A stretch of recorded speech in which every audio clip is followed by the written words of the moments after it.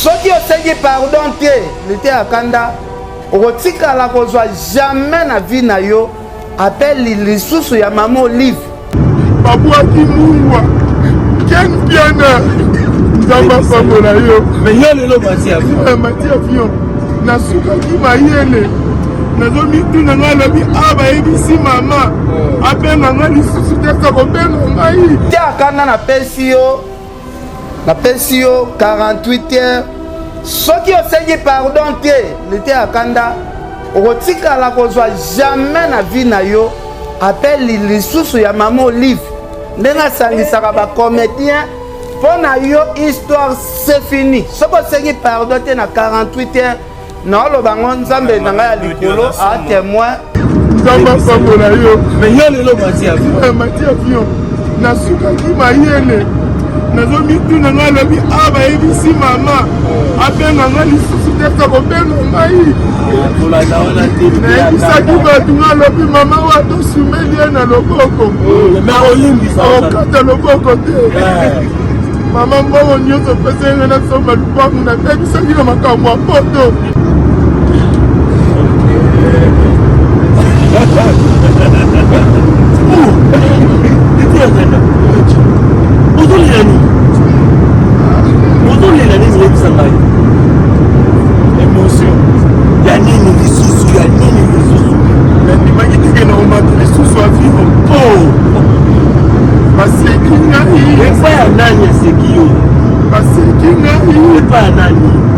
Comme nazonga ki baseki ngai balobi yo komata lisusu te basaleli nga na bonganga basimbi bible babwaki mungwa balobi tokutana soki mama Olive lemekami na kobengaka lisusu na vi yango wana emosi oyo nakoki te napasi avio endimaki teke na komataka lisusu avio mama ni mama Olive Kabila mama ya motema boboko mama basepaki ngai babwaki mungwa Ken Piana Nzamba Famola yo. Mais yo lelo mati avion. Mati avion. Nasuka ki mayele. Nazomi tu na nga lobi aba ebisi mama. Abenga nga lisusu te ko benga ngai. Naebisaki bato nga lobi mama wato sumelie na loboko. Okata loboko te. Nzambe Kabila. Mama ya motema boboko. Mama basepaki ngai. Babwaki mungwa Ken Piana Nzamba Famola yo. Mais yo lelo mati avion. Mati avion. Nasuka ki mayele. Nazomi tu na nga lobi aba ebisi mama. Abenga nga lisusu te ko benga ngai. Naebisaki bato nga lobi mama wato sumelie na loboko. Okata loboko te. Mama mbongo nyonso pesa nga na somba lupangu na ebisaki na makambo ya poto. Nalobi lokwa na bebisi mbongo mama kosuma nga lisusu te. Nazo continue mama.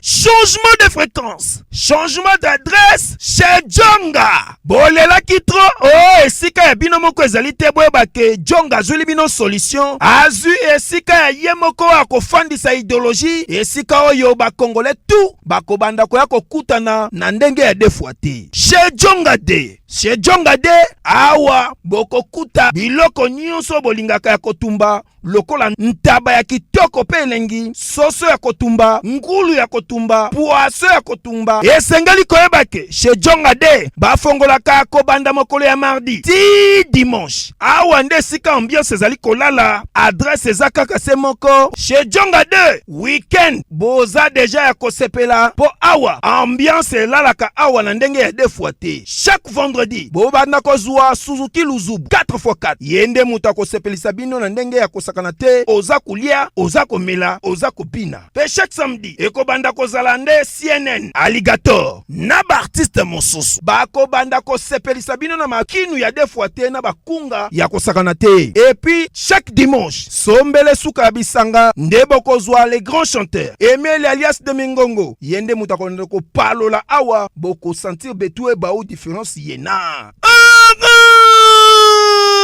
Tele, monnaie, na nani? Chez Djonga de. Oui, frère, Babi Djonga. Futur. Hein? Nous t'avons reçu la 50 boîtes. La Katakine, c'est Djonga. Soki olingo sala ba réservation obengi na ba numéro oyo pe ba ko servir yo joli kitoko chez Djonga de yango nde moboko ya ambiance na kati ya Paris. C'est naturel soit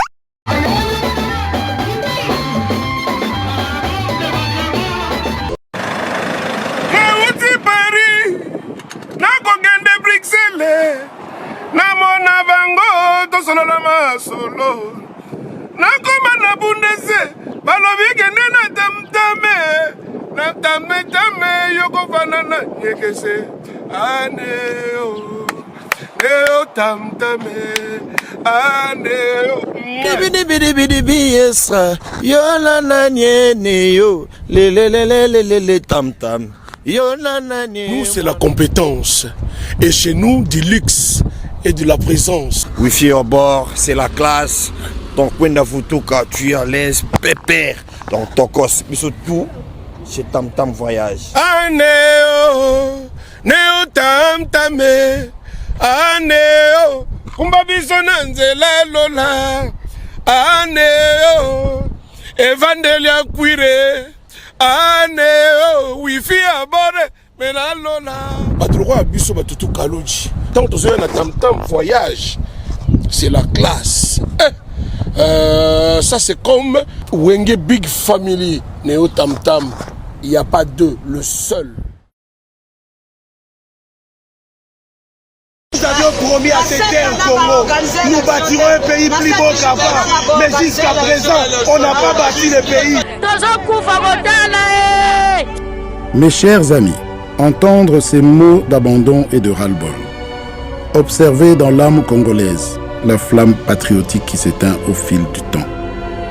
Je me suis demandé, pourquoi un tel abandon? Parce que notre pays vit une pauvreté très avancée. Parce que la jeunesse de mon pays est sans emploi, avec un taux de chômage dépassant les 85%. Parce que les infrastructures scolaires, sanitaires, routières sont dans un état piteux. Parce que la population congolaise subit une pénurie intempestive d'eau et d'électricité, ce qui d'ailleurs constitue un frein à une industrialisation rapide de notre pays. Nous avons un peuple qui est exposé quotidiennement à l'insécurité et à la barbarie des guerres imposées. Les personnes vivantes avec handicap, les enfants de la rue communément appelés chégués, les orphelins sont voués à la mendicité et au rejet de la société.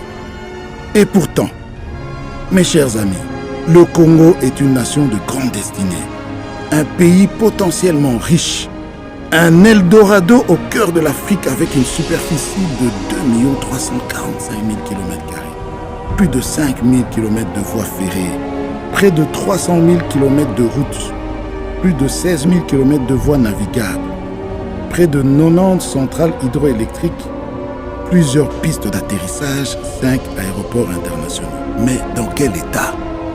Le Congo, c'est aussi 80 millions de terres arables en majorité non exploitées.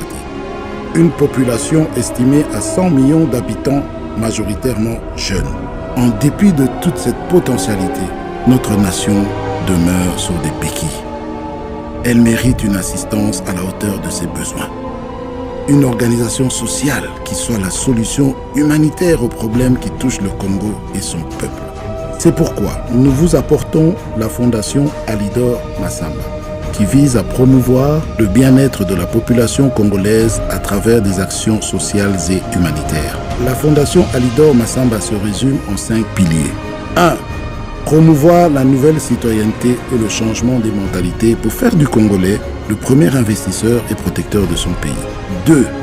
Réhabiliter, moderniser des écoles et construire des centres de formation technique en vue de promouvoir l'éducation pour tous, en particulier pour la jeunesse.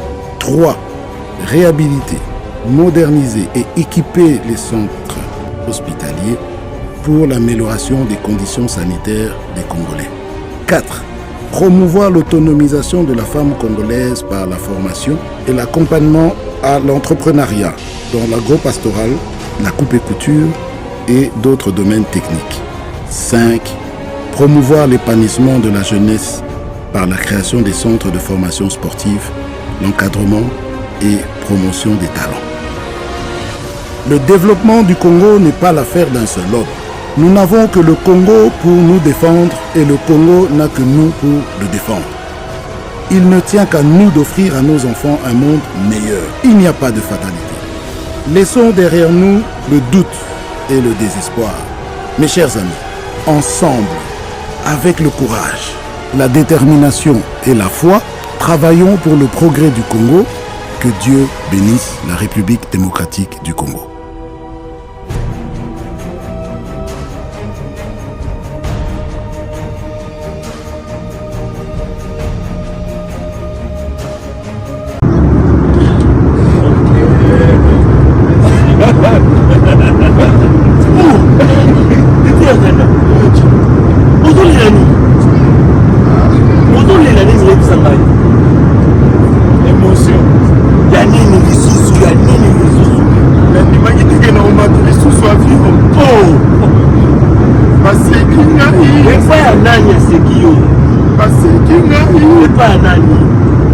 nazongaki baseki ngai balobi yo komata lisusu jirte basalelinga na monganga basimbi bible babwaki mungwa balobi tokotala soki mama olivile mekabila kobengaka lisusu na vi yango wana emosi oyo nakokinde basi avio endimaki teke na komataka lisusu avio mama ni mama olivile mekabila mama ya motema boboto mama basepaki ngai babwaki mungwa ken piana nzamba pambola yo mati avion nasukaki mayele nazomituna ngai alobi bayebisi mama abenga ngai lisusu tesa kobenga ngai nayebisaki bato ngai alobi mama watosumeli ye na loboko okata loboko te kabila mama ya motema boboto mama basepaki ngai babwaki mungwa ken piana nzamba pambola yo mati avion nasukaki mayele nazomituna ngai alobi bayebisi mama abenga ngai lisusu tesa kobenga ngai nayebisaki bato ngai alobi mama watosumeli ye na loboko okata loboko te mama mbongo nyonso pesenga nasomba lupangu nabebisaki na makambo ya poto nalobi lokwa nabebisi mbongo mama kosunga ngai lisusu te kontinue mama mama oyo napesa ye nini osala mitema ya bana na bato ntango nazwaka baprobleme nazolela nani akosunga ngai na mati lisusu avio ondimaki te yaya nzambe na mati lisusu avio yo boye awa nani abengi yo nani lisusu soki ye te mama waro mama motema momoki mama motema monene asunga tala te nasoya yadinola te akata nzapambola yo apambola pe yo nomona mese ezokwakisa ndako chef bamere mo baselenga kisi parceke bakilelo baratoso na kisi naselenga kisi acimina na kati ya barouge babimela chef bandala balingi komela mwasi inane chef esila omoni bokufaka oyo biloko ezoboma bino ndela oyo lokola kisi ya ndako papa oyebi te ke laboratoire ya médecine esene biso solution wuta kala ignorant zelelakisa yo omoni oyo zinginalisi sipo suppositoire oyo zinginalisi comprimé oyo na bahemoroïde voilà omoni désostimile oyo eza mpo na faiblesse sexuelle epo mpo na frigidité mpo na basi ekoyede makasi mais borex soko osisi traitement nyonso tu ya hémoroïde nde sikoyo kobanda kopakola yango mpo na nzoto ya biso bapapa soki mpo olingi on mesurait bas centimètre non avant bande kopakula. Pour me koloko ça, on mesurer les sous, on commande que box toujours champion. On comprend? Ba question nationale question. On consomme ici comme soutien à Congo, kaka na laboratoire mais à missile. Et puis et ça la mine banzete à Congo. Banzete kaka ya Congo. Banzete mon soutien. Ya Congo ndé. Maman na kosi? Il pas trop kosi. Wana na kununga. Eki Boris oyo, mobile nanga sa ila Boris oyo. So pona Boris ote, mais mobile nanga to leso nga ya bukibe. Omoni ba question to présenter yo. Et ça la minaba, pharmacien congolais, docteur Pichu Tondele, yéné savant. Mbote na biso bandeko, ngai docteur Pichu Tondele, naza pharmacien ya formation, nazui formation na université ya Kinshasa na faculté ya pharmacie, et puis nasali ba master na niveau ya université Marien Ngouabi, pe na niveau ya Canada, na transformation des agro-ressources et puis préparation de cosmétiques thérapeutiques naturelles. Nazali ko œuvre dans le laboratoire CRMTA ou ezali laboratoire MMC spécialisé dans la production ya ba phytomédicaments, c'est-à-dire bakisi ya partie ya banzete na biso ya Congo. Bakisi nyonso oyo bozomona awa na CRMTA et subir ba essai toxicologique et puis ba essai clinique oyo ezosala la différence na biso na ba tradi parce que et subir quand même moi ba étude et puis bakisi oyo eza na CRMTA ezali homologué na ministère ya santé, c'est-à-dire ils ont la autorisation d'ouverture, ils ont la autorisation il y a mis sur le marché au niveau ya mboka et puis libanda ya mboka. Bakisi oyo tozo produire na CRMTA et puis qu'on na n'importe quel médecin partout à travers le monde. Voilà la différence où ils ont ça la entre biso na ba tradi thérapeute ou ba naturothérapeute. Et où y a biso? Donc une pharmacie. Awa na laboratoire mais ici, docteur Pichu Tondele, yéné savant.